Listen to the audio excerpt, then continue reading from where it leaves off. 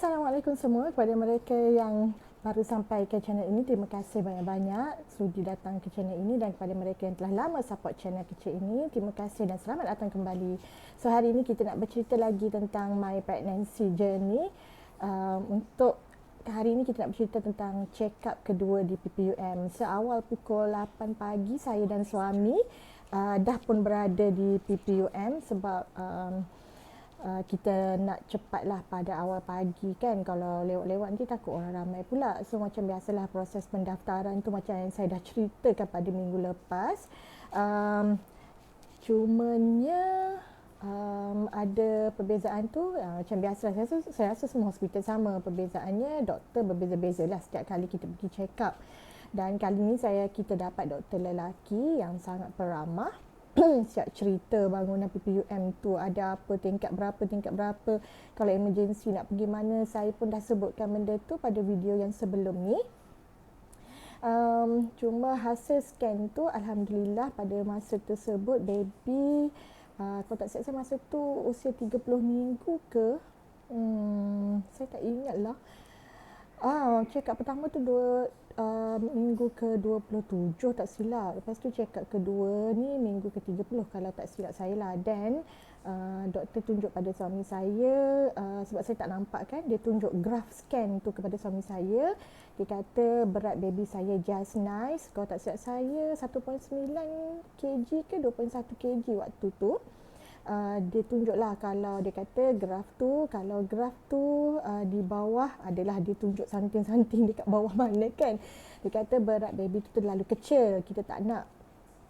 Kalau graf tu atas maknanya berat baby tu besar, so susahlah kalau nak proses bersalin nanti.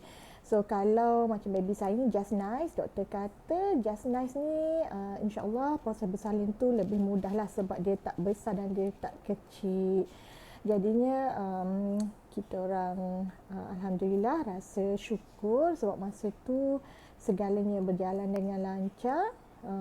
Cumanya doktor invite kita untuk melawat ward ataupun dekat labor room tu, tapi tak boleh masuk dalam labor room tu, melawat floor tu.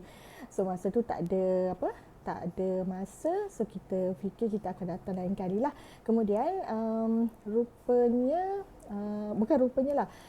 hari tu juga nurse tawarkan saya untuk masuk kelas penyusuan.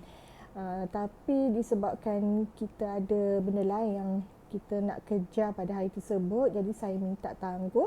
Dan rupanya kelas penyusuan ni dia tak adalah, dia tetapkan hari ni kena masuk, hari ni juga kena masuk.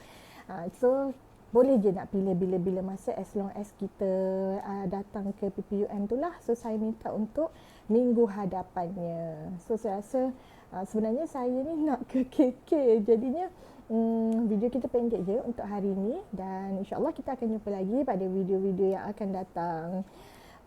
Kepada mereka yang sudi untuk bersama saya di channel ini, silakanlah like, komen, subscribe. Kalau saya lambat balas komen tu minta maaf, kadang-kadang tak perasan. Tambah pula waktu sekarang ni memang saya rasa masa saya sangat terhad dan sangat terkejar-kejar.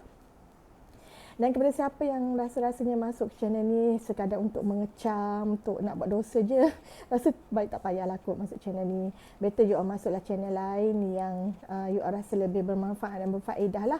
Sebab saya berkongsi pengalaman saya. Saya bukan expert dalam bidang ni, saya just kongsi pengalaman saya kepada mereka yang rasa-rasanya pengalaman ni berguna, boleh dijadikan panduan, ada orang yang nak share dan sebagainya.